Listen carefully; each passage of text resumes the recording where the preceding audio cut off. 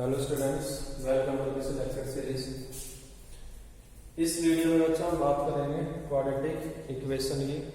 पिछला जो वीडियो आपने देखा था उसमें हमारे पास तीन मेथड आए थे क्वाड्रेटिक इक्वेशन को सोल्व करने के। तीनों मेथड हमने सोल्व कर लिए थे, समझ लिए थे। फैक्टराइजेशन मेथड, डिस्क्रिमिनेंट मेथड और कंप्लीटिंग स्क्वायर मेथड। इससे पहले के जो वीडियो आए हैं उस सब के अंदर आपने देखा होगा। ये जो पर्टिकुलर वीडियो है इसमें हम बात करेंगे some problems related to application of quadratic equation. मतलब क्वाड्रेटिक इक्वेशन जो है इसकी वर्ड प्रॉब्लम जो है उन्हें हम कैसे सोल्व करते हैं। कोई भी स्टेटमेंट दे रखी होती है हमारे पास, उन स्टेटमेंट को कंक्लूड करके हमें इक्वेशन बनानी होती है क्वाड्रेटिक इक्वेशन। फिर उस क्वाड्रेटिक इक्वेशन को हम सोल्व करते हैं और वहां से हमें रिक्वायर्ड रिजल्ट मिलता है। ठीक है, जब तक ये चीज ध्यान रखना, आप जब तक आपको मेथड नहीं बता रखा कि किस मेथड से आपको सोल्व करना है, तो जो मेथड आपको सबसे आसान लगता है, सबसे इजी लगता है, चाहे वो फैक्टराइजेशन का है, चाहे वो डिस्क्रिमिनेंट का है, चाहे वो कंप्लीटिंग स्क्वायर मेथड है, उससे आप उसको सोल्व कर लेते हैं। वैसे जहां पर क्वाड्रेटिक इक्वेशन जो है थोड़ी सी छोटी होती है वहां पर फैक्टराइजेशन मेथड सबसे आसान पड़ता है और डिस्क्रिमिनेंट मेथड जो है उसे भी आप फॉलो कर सकते हो। कंप्लीटिंग स्क्वायर मेथड को मैं सजेस्ट करूंगा कि जब तक आपको मेंशन नहीं कर रखा तब तक आप उसको अवॉइड करो। हाँ, अगर क्वेश्चन में लिख दिया कि कंप्लीटिंग स्क्वायर मेथड से ही प्रॉब्लम को सोल्व करना है तो फिर आपको उससे करना पड़ेगा, then there is no problem. ठीक है, तो इस वीडियो के अंदर हम बात करेंगे बेसिकली क्वाड्रेटिक इक्वेशन की वर्ड प्रॉब्लम्स की। तो कुछ वर्ड प्रॉब्लम्स है हमारे पास, आज उन्हें मैं लिख देता हूँ और सोल्व करके देखते हैं। जैसे फर्स्ट ये जो बुक है फिलहाल आर एस अग्रवाल है मेरे पास, इसमें से मैं करवा रहा हूँ। आपके पास जो भी बुक है, जो भी रिसोर्स आप वहां से सोल्व कर सकते हो क्वेश्चंस को। तो फर्स्ट क्वेश्चन मैं यहाँ पर लिख रहा हूँ। फर्स्ट क्वेश्चन है sum of a number and its reciprocal. Sum of a number and its reciprocal is 10/3 and its reciprocal is 10/3। Find the number, ये कर रहे हैं फाइंड नंबर।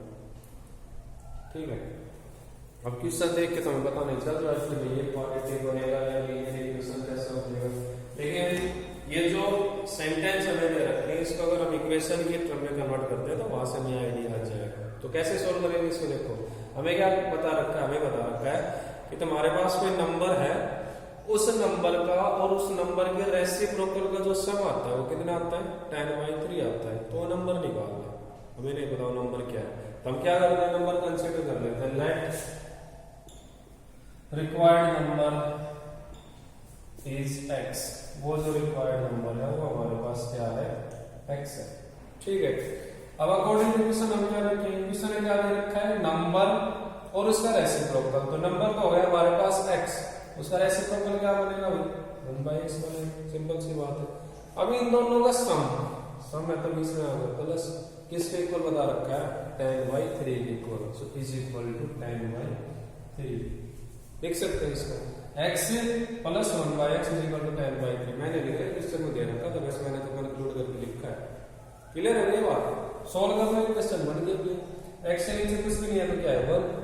ये लो एलसीएम 1 पर x एलसीएम कितना है x। 1 ने डिवाइड किया x को x आया, x मल्टीप्लाई हो गया x into x x square plus x ने x को डिवाइड किया 1 into 1 इज इक्वल टू 10/3 हो गया।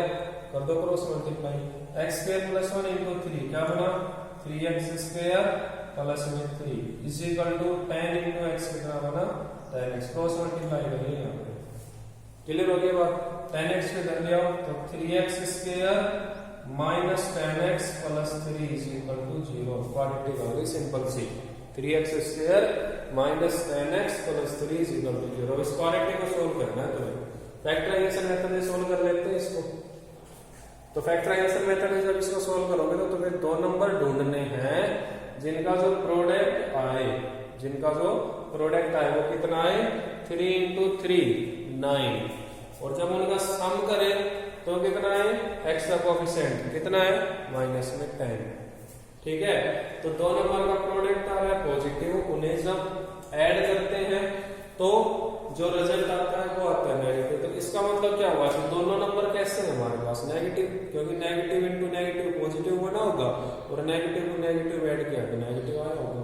तो बेसिकली जो दो नंबर हमारे पास बने हैं जो इस कंडीशन को सेटिस्फाई कर रहे हैं वो क्या है, माइनस का 9 और माइनस का 1।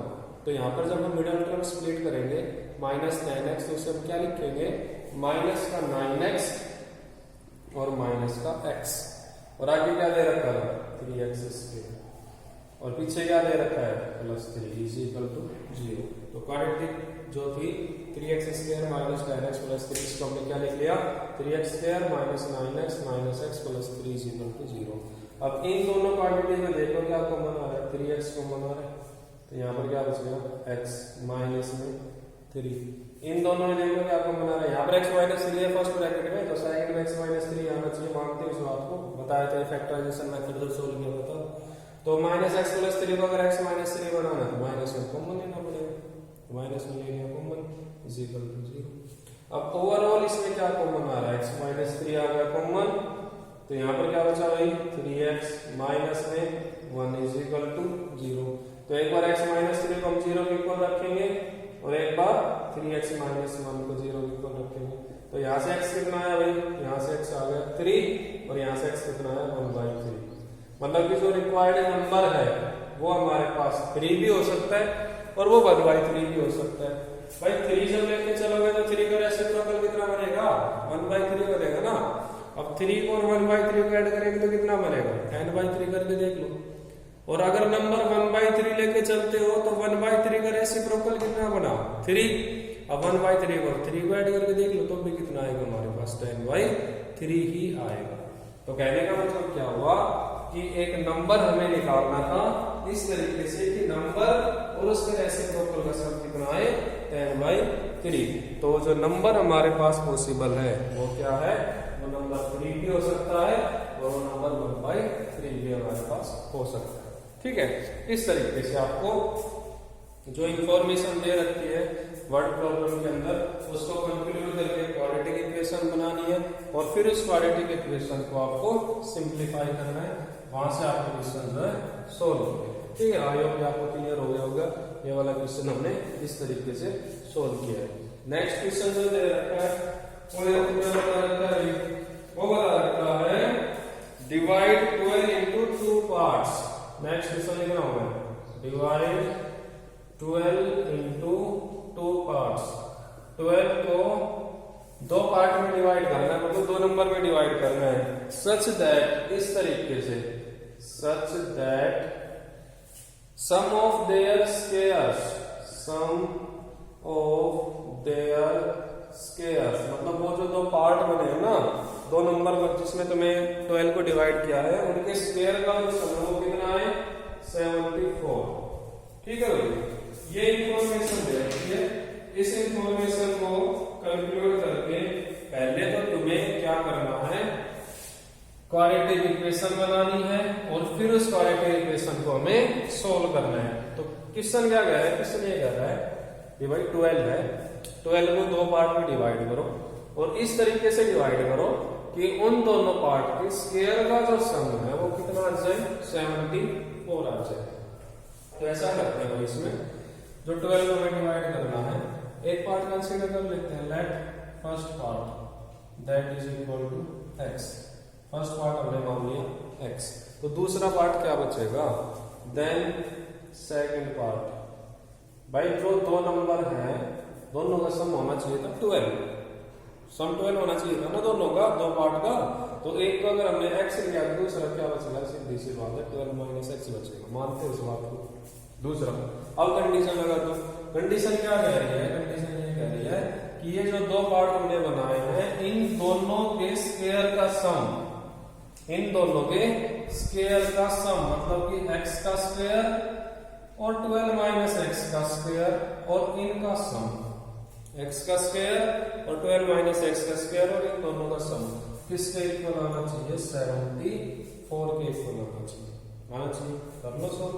x का स्क्वायर x स्क्वायर ये बना a माइनस b का स्क्वायर क्या होगा a स्क्वायर 12 का square 144 plus b square x का स्क्वायर x स्क्वायर -2 एक भी, तो -2 into 12 into x 24x is equal to 74।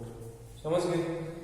X square plus x square 2x square minus में 24x प्लस में 144, 74 इधर ले आएंगे माइनस में 74 इज इक्वल टू 0। ठीक है, क्या बचा? 2x square minus 24x 144 minus 74, ये बच जाएगा हमारे पास 50 इज इक्वल टू 0। समझ गए? अब 2x square minus 24x plus 50, हर एक टर्म 2 से डिवाइड हो सकती है, तो इस इक्वेशन को हम 2 से डिवाइड कर देते हैं सिर्फ सिंपलीफाई करने के लिए, और कोई पर्पस नहीं है डिवाइड करने का। डिवाइड बाय 2 से डिवाइड करने से इक्वेशन थोड़ी सी छोटी हो जाएगी, कोएफिशिएंट रिड्यूस हो जाएंगे। तो क्या बना?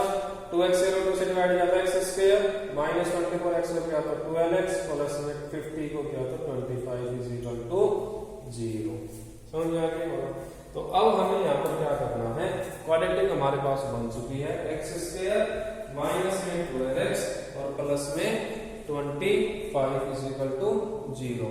ठीक है, तो ये सॉरी यहाँ पर मिस्टेक हो गई हमारे पास, ये 144 माइनस 74 ये प्लस 70 आता, सॉरी इसे आप थोड़ा सा करेक्ट कर लेना, 144 माइनस 74 70 आएगा, और जब हम यहाँ पर 70 को डिवाइड करेंगे तो हमारे पास बच्चा बन जाएगा 35।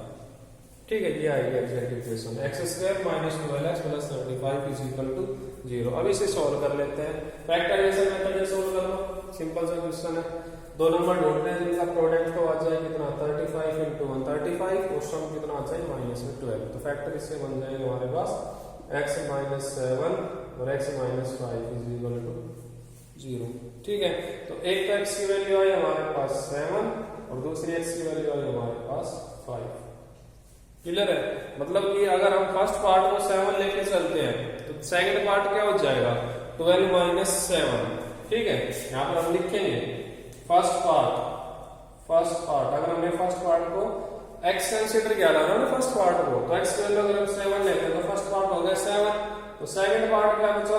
Second part 12 minus 7 is equal to 5, second part 12 minus x था ना, तो या तो 7 और 5 इस तरीके से डिवाइड करेंगे। अगर x की वैल्यू हम 5 लेते हैं तो फर्स्ट पार्ट क्या बना? First part is equal to 5, तो फर्स्ट पार्ट अगर 5 है तो सेकंड पार्ट क्या बनेगा हमारे पास? सेकंड पार्ट है 12 माइनस x, मतलब कि 12 minus 5 that is equal to 7। Clear है बात? तो इस तरीके से जो पार्ट है वो एक 5 बनेगा, एक 7 बनेगा। अगर x की वैल्यू 5 लेते हैं तो 12 माइनस x 7 आ जाएगा, और x की वैल्यू अगर हम 7 लेते हैं तो 12 माइनस x 5 आ जाएगा। ठीक है, तो इस तरीके से हमने 12 को दो पार्ट में डिवाइड कर दिया, जिनके जो स्क्वायर का सम है वो कितना आएगा 74। अच्छा, इस टाइप के क्वेश्चंस के अंदर आपका जो रिजल्ट आया है आप उसे खुद भी चेक कर सकते हो कि वो गलत आया है या सही आया है। जो भी रिजल्ट आपके पास आया है अगर वो गिवन कंडीशन को सेटिस्फाई कर रहा है तो आपका रिजल्ट सही है, अदरवाइज आपको समझ जाना चाहिए कि कहीं ना कहीं कोई मिस्टेक हुई है। जैसे यहाँ पर हमारे पास दो पार्ट बने हैं, 12 को जब हमने दो पार्ट में डिवाइड किया था, एक 7 और एक 5, तो अगर इनके स्क्वायर का सम 74 आ रहा है तो आप समझ जाओ आपका आंसर सही है, अदरवाइज कुछ ना कुछ मिस्टेक है। तो 7 का स्क्वायर करो कितना आएगा 49, 5 का स्क्वायर करो कितना आएगा 25, 49 प्लस 25 कितना आएगा हमारे पास 74। ठीक है, कहने का मतलब क्या हुआ कि हमारा जो रिजल्ट आया वो बिल्कुल सही है। समझ में आया? ठीक है, तो इस तरीके से हमें इस क्वेश्चन को सोल्व करना था। इसी टाइप में और क्वेश्चन करते हैं हम आगे। नेक्स्ट क्वेश्चन हमें बता रखा है, नेक्स्ट क्वेश्चन लिख रहा हूं मैं यहाँ पर। नेक्स्ट क्वेश्चन दे रखा है सम ऑफ स्क्वायर्स ऑफ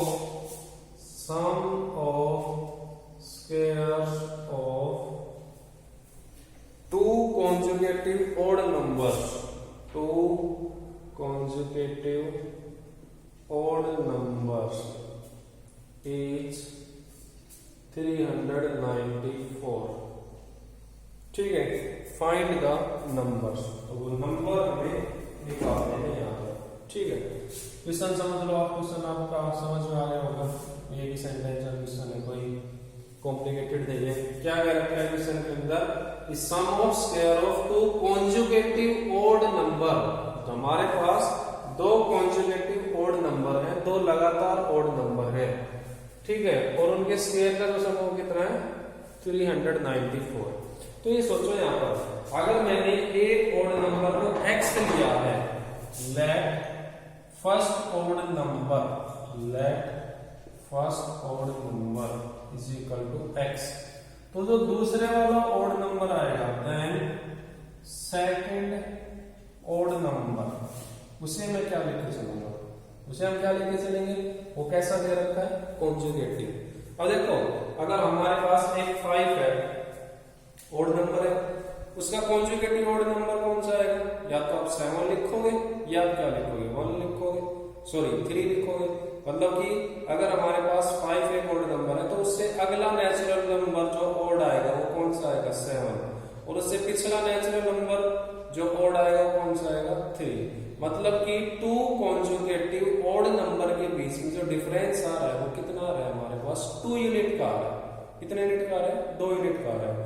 तो अगर हमने फर्स्ट ओड नंबर को x लिया है तो दूसरा ओड नंबर या तो आप x प्लस 2 लोगे या आप x माइनस 2 लोगे, दोनों में से कोई एक आप कंसिडर कर सकते हैं जैसा आपको आसान लगे। क्लियर है बात।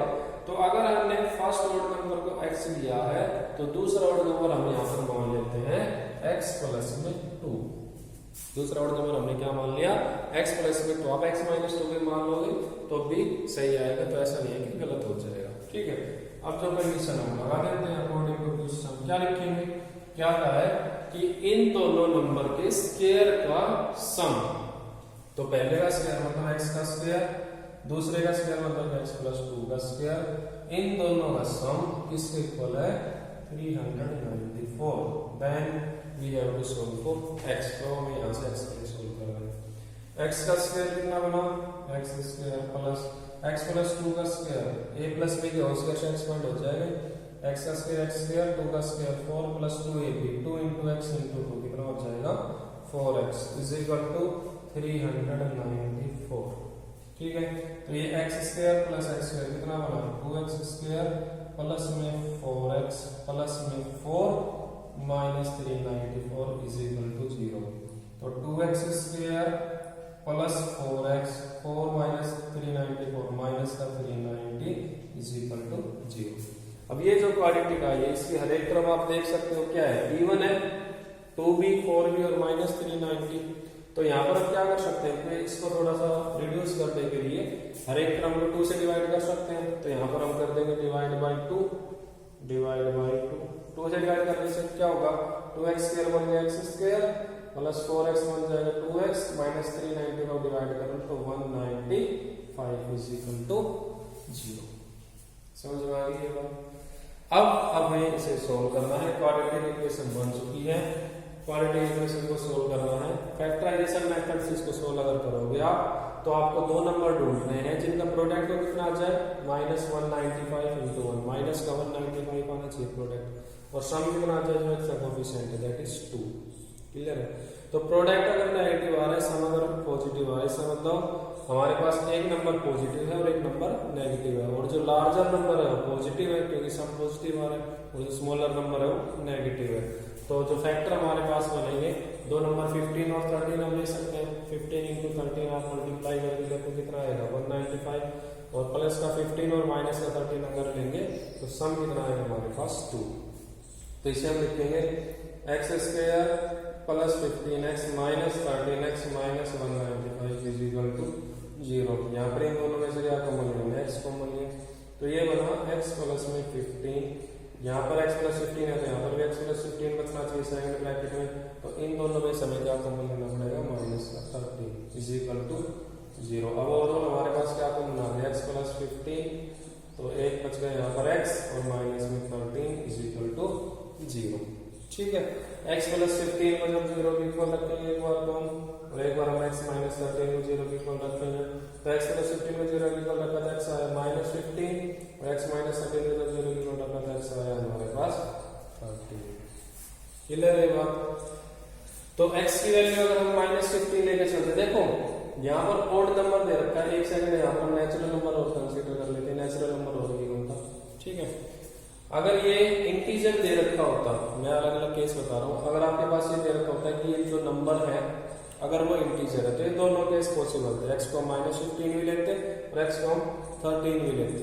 लेकिन अगर यहाँ पर नेचुरल नंबर लिख रखा है तो x = -15 अपने आप में नेचुरल नंबर नहीं होता है, तो ये चीज हो जाएगी रिजेक्ट। और x अगर 13 है तो 13 तो नेचुरल नंबर होता है, तो ये हमें कंसिडर करना पड़ेगा। तो फर्स्ट जो पार्ट हमारे पास बनेगा या फर्स्ट ऑर्डर नंबर जो बनेगा वो कितना बनेगा 13, और जो सेकंड ऑर्डर नंबर हमारे पास बनेगा वो कितना बनेगा 13 + 2 = 50। ये अलग अलग केस बता दें मैंने कि यहाँ पर क्या दे रखा है। अगर यहाँ पर इंटीजर दे रखे हैं तो दोनों केस पॉसिबल है, क्योंकि -15 भी इंटीजर है, 13 भी इंटीजर है। अगर यहाँ पर नेचुरल नंबर दे रखा है तो -15 का केस हमारे पास रूल आउट हो जाएगा, क्योंकि -15 एक नेचुरल नंबर नहीं है। x = 13 का केस हमसे कंसीडर करेंगे। x अगर 13 लिया मतलब कि जो फर्स्ट ऑर्डर नंबर है कितना है 13, तो जो सेकंड ऑर्डर नंबर है हमारे पास वो कितना था हमारे पास x + 2, तो हो जाएगा 13 + 2 दैट इज 15। ठीक है, तो ये दोनों केस आपको यहाँ पर कंसीडर करने पड़ेंगे। तो इस तरीके से आप क्वाड्रेटिक इक्वेशन बना के उन्हें सोल्व कर सकते हैं। ठीक है, ये क्लियर हो गया होगा आपको, इस तरीके से हमें इनको सोल्व करना है। ठीक है, और क्वेश्चन करते हैं इस टाइप के थोड़े से हायर लेवल में। ये बिल्कुल सिंपल क्वेश्चन थे, इसके अंदर आपको ज्यादा दिमाग लगाने की जरूरत थी नहीं। ठीक है, अब थोड़ा सा सोचना जीने पड़ेगा, एक दो क्वेश्चन उस टाइप के देख लेते हैं। जैसे यहाँ पर हमें दे रखा है ए 2 डिजिट नंबर, ये जो क्वेश्चन इससे आपको थोड़ा सा सोचना पड़ सकता है, थोड़ा सा दिमाग में जोर डालना पड़ेगा आपको। ए 2 डिजिट नंबर इज, एक 2 डिजिट नंबर है that is 5 times the sum of its digits, 5 times the sum of its digits. ठीक है, and is also equal to, and is also equal to, ये जो नंबर है that is also equal to 5 more than twice, 5 more than twice the product of digits, the product of digits, find the number, वो number जो है वो आपको निकालना है। ठीक है, find the number, ये क्वेश्चन आपके पास। स्टेटमेंट जो है वो थोड़ी सी कॉम्प्लिकेटेड आपको लग सकती है। एक बार में अगर स्टेटमेंट समझ में नहीं आ रही है कि क्या दे रखा है और क्या पूछा गया तो दोबारा पढ़ो उसको, जब तक वो समझ में ना आए तब तक उस स्टेटमेंट को पढ़ते रहो, जब तक आपके दिमाग में ये ना ये पिक्चर क्लियर नहीं हो जाए कि आप ये दे क्या रखा है और पूछ कर रखा है, तब तक आप उसको एनालाइज करोगे। ठीक है, तो अगर हम यहाँ पर देखते हैं हमें क्या क्या रखा है, हमें क्या रखा है ये 2 डिजिट नंबर, कोई 2 डिजिट का नंबर है दैट इज 5 टाइम्स, वो जो नंबर है वो 5 टाइम्स है किसका, सम ऑफ इट्स डिजिट्स, उसके डिजिट्स के सम का। ठीक है, एक 2 डिजिट का नंबर है, वो जो नंबर है वो अपने डिजिट के सम का 5 टाइम्स है। मान लो हमारे पास अगर नंबर 20, अगर 2 डिजिट के नंबर में एक डिजिट 2 है, एक डिजिट 3 है, एक डिजिट 2 है और एक डिजिट 3 है, तो इन दोनों का सम दैट इज 2 + 3 और फिर उसका 5 टाइम्स, फिर उसका 5 टाइम्स, तो 2 + 3 का 5 टाइम्स मतलब 5 का 5 टाइम्स आप करो कितना आएगा 25। इस तरीके से आपको इसको सोच रहे हैं। 2 डिजिट का नंबर है, वो जो नंबर है वो किसके इक्वल है, उसके 2 डिजिट के सम के 5 टाइम्स के इक्वल है। ये पहली स्टेटमेंट है। दूसरी स्टेटमेंट क्या है, and is also equal to, मतलब वही जो नंबर है, ये मैंने एग्जाम्पल के तौर पे लिखा था 2 और 3, एक्चुअली मुझे नहीं पता कितना है कितना नहीं है, नहीं पता मुझे कितना है। सेकंड स्टेटमेंट क्या रखती है, and is also equal to, मतलब वही जो नंबर है वो इक्वल है किसके, 5 more than twice the product of digits, product of digits, वो जो 2 डिजिट का नंबर है उसके जो 2 डिजिट है उसका प्रोडक्ट और उसका ट्वाइस और फिर उससे 5 ज्यादा है। क्लियर है, थोड़ा सा कॉम्प्लिकेटेड आपको लग सकता है पहली बार जब आप करोगे। कैसे सोल्व करते हैं वो आपको बता देता हूँ। जो 2 डिजिट का नंबर है उसके अंदर 2 डिजिट रहे होंगे, तो हम एक बार कंसीडर कर लेते हैं यहाँ पे let unit place digit is equal to x. Unit place का डिजिट मान लिया x. Tenth place digit is equal to y. मैं एक बार इसे सॉल्व कर देता हूँ, आप सॉल्यूशन देख के एक बार खुद से इसको अटेम्प्ट करने की कोशिश करना।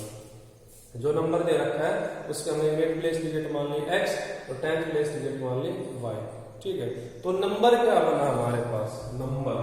सो नंबर कैसे निकालेंगे हम, यूनिट प्लेस में जो डिजिट है वो उसकी प्लेस वैल्यू से मल्टीप्लाई हो जाएगा। यूनिट प्लेस में x है और यूनिट प्लेस की प्लेस वैल्यू कितनी होगी 1, तो x इनटू में 1। टेंथ प्लेस पे जो डिजिट है दैट इज y और उसकी प्लेस वैल्यू कितनी है, जो टेंथ प्लेस पे डिजिट है प्लेस वैल्यू 10, तो y मल्टीप्लाई होगा 10 से इन दोनों का सम। तो नंबर जो हमारे पास है x into 1 that is x, 10 into 1 that is 10। Clear है बात भाई। जैसे मान लो हमारे पास नंबर जो है 23 है, तो ये नंबर 23 कैसे बना होगा, यूनिट प्लेस में कौन है 3, तो 3 मल्टीप्लाई होगा 1 से। टेंथ प्लेस में कौन है 2 मल्टीप्लाई होगा 10 से और इन दोनों का सम हुआ होगा 3 इंटू 1 3 और 2 इंटू 10 20 प्लस 3 23। ऐसे ही बना होगा ना। मान लो नंबर दे रखा है 57, तो ये 57 कैसे बना होगा, यूनिट प्लेस में कौन है 7, तो 7 तो मल्टीप्लाई होगा 1 से। टेंथ प्लेस में कौन है 5, तो 5 मल्टीप्लाई होगा 10 से, इन दोनों का सम हुआ होगा। ये आपने सीखा होगा लोअर क्लासेस में। 7 इंटू 1 7, 5 इंटू 10 50, तो 50 प्लस 1 57। मतलब कि अगर किसी नंबर के डिजिट्स हमें दे रखे हैं, यूनिट प्लेस पे कौन है, टेंथ प्लेस पे कौन है, तो हम वो नंबर लिख सकते हैं। तो सेम चीज हमने यहाँ पर की है। यूनिट प्लेस का डिजिट हमने कंसीडर किया x, टेंथ प्लेस का डिजिट हमने कंसीडर किया y। तो नंबर जो बना है वो क्या बना है, यूनिट प्लेस वाला डिजिट 1 से मल्टीप्लाई होगा, टेंथ प्लेस वाला डिजिट y से 10 से मल्टीप्लाई होगा, तो x into 1x, 10 into y 10y, तो x प्लस में 10। समझ में आ गई ये बात। अब उसने क्या कह रखा है कि एक 2 डिजिट नंबर इज 5 टाइम्स, ये जो 2 डिजिट नंबर आया है हम पहुंच रहे अकॉर्डिंग टू क्वेश्चन पे। क्वेश्चन की कंडीशन से हमें लिखना क्या दे रखा है, क्वेश्चन में क्या दे रखा है कि ये जो नंबर है that is x plus 10y वो किसके इक्वल है 5 times the sum of digits. Sum of digit करो, सम ऑफ डिजिट क्या होगा, यूनिट प्लेस डिजिट प्लस में tenth place digit that is x plus में y। इसका 5 टाइम्स, इसको कर दो 5 से मल्टीप्लाई, हो जाएगी बात। नंबर जो है वो किसके इक्वल बता रखा है 5 times the sum of digits, तो सम ऑफ डिजिट होगा x प्लस y, उसका 5 टाइम्स मतलब इनटू 5 और ये नंबर के इक्वल, तो x plus 10y is equal to 5 into x plus में y। क्लियर है, सॉल्व करो इसको आगे। तो x प्लस में 10y is equal to 5x plus में 5y हो गया। 5y को इधर भी आता हूं तो 10y minus 5y is equal to 5x, x को इधर भेज देते तो माइनस में x, 10y minus 5y 5x minus में x 4x। ये आ गई हमारे पास एक इक्वेशन आ गई 5y is equal to 4x एक कंडीशन से। अब दूसरी कंडीशन पे चलो, हमारे पास दूसरी कंडीशन क्या दे रखी है, दूसरी कंडीशन दे रखी है and is also equal to, और यही जो नंबर है दैट इज x प्लस में 10y, यही जो नंबर है that is x plus 10y वो क्या है, is equal to 5 more than twice the product of digits.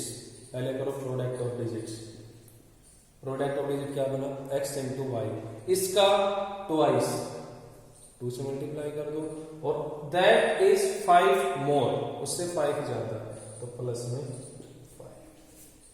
समझ आ गया आपके पास ये बात। ये स्टेटमेंट दे रखी थी ना हमारे पास, क्या दे रखा था कि also equal to 5 more than twice the product of its digits that is 10x plus में y।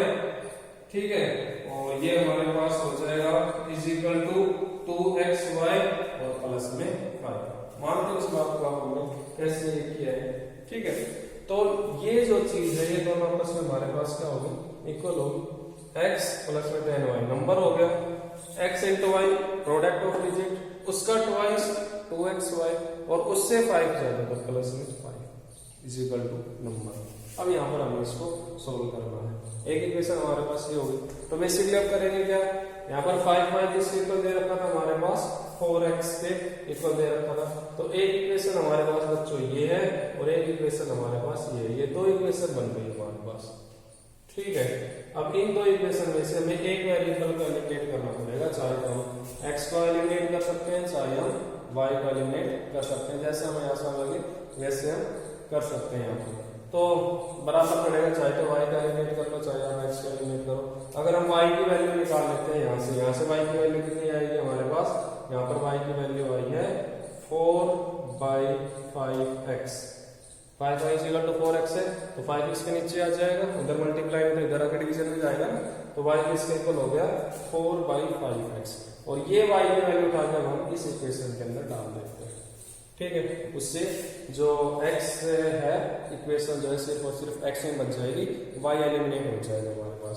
तो इक्वेशन क्या हो गई, x प्लस में 10 है, y की जगह रख दिया हमने 4/5x is equal to 2x as it is, y की जगह रख दिया 4/5x और प्लस में 5।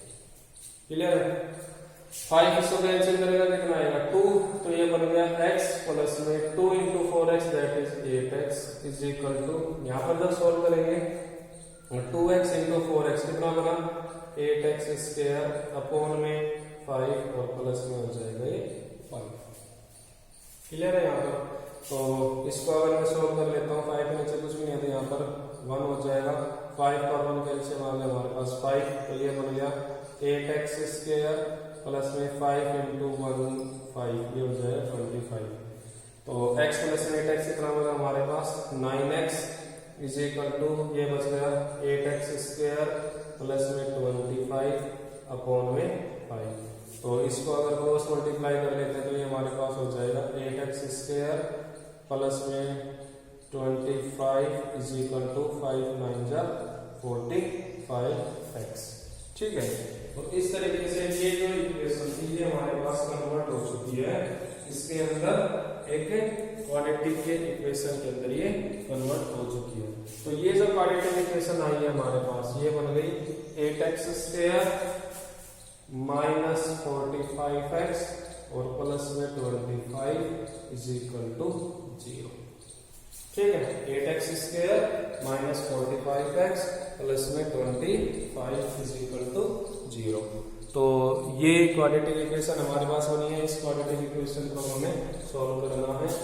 तो थोड़ा सा स्पेस कम पड़ रहा है, मैं यहाँ पर इसको इरेज कर देता हूँ, ये यहाँ पर मैंने इसको इरेज कर दिया है।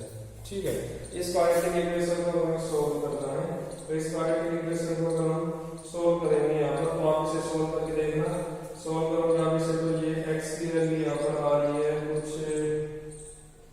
4 और 1/2। ठीक है, तो x की वैल्यू 4 आ जाएगी यहाँ से, तो 4 आने के बाद आप एक x की वैल्यू आ जाएगी, तो जो x की वैल्यू आती है यहाँ से आप x के लिए सोल्व करोगे, x की दो वैल्यू आएगी हमारे पास, क्वाड्रेटिक इक्वेशन है ना, तो x के हमारे पास यहाँ पर दो वैल्यू आएगी। फैक्टर आप बना सकते हो 8x स्क्वायर प्लस 25। अगर फैक्टराइजेशन मेथड जिसको करते हो, खुद अटेम्प्ट करने की कोशिश करना आप इसे, फैक्टराइजेशन मेथड से करोगे तो आपको दो नंबर ढूंढने पड़ेंगे जिनका प्रोडक्ट कितना है 25 और इनटू में 8 200। ठीक है, और सम कितना है माइनस का 45। ठीक है, तो ये हमारे पास दो वैल्यू आएगी, एक पॉजिटिव आएगी एक नेगेटिव आएगी। जो नेगेटिव वैल्यू है वो रिजेक्ट हो जाएगी, जो x की वैल्यू आती है वो हम यहाँ पर सब्स्टिट्यूट कर देंगे और वहां से फिर हमें क्या मिल जाएगा y मिल जाएगा। ठीक है, और वो जो वैल्यू आती है वहां से हमें फिर नंबर मिलेगा। तो इस तरीके से आपको ये क्वेश्चन सॉल्व करना था। इससे रिलेटेड आपके पास एनसीईआरटी बुक में या कोई भी जो बुक है जिससे आप प्रैक्टिस कर रहे हो, जिससे जितने भी क्वेश्चन मिलते हैं प्लीज उन्हें अटेम्प्ट करना।